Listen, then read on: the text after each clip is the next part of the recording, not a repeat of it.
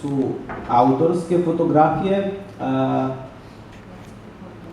Orceta Polidonevski i Ilija Acevski su fotografi koji su uradili, to su prirodne lepote Makedonije.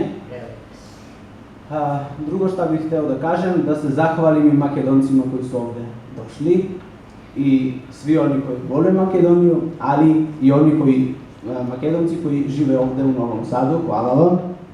Blagodaram. I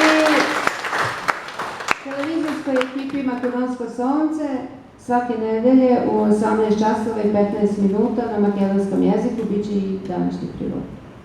A Sneška nešto ne samo što brine u mojoj poeziji, već i o meni. Hvala. Znaš šta?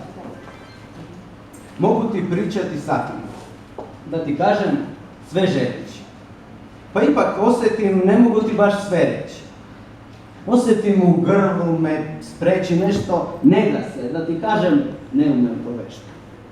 Nije da ja želim tako, zid u meni odjednom je sve veći i veruj da nije mi lako.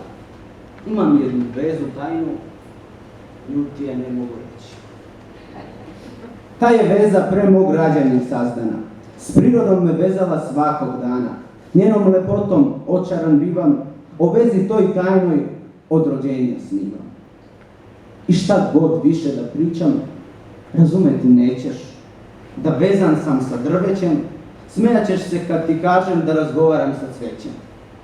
Ma koliko zvučalo ludo, ta tajna veza ostaće čudo. Ostaće tajna, veća i manja, jer to je tajna postojanja.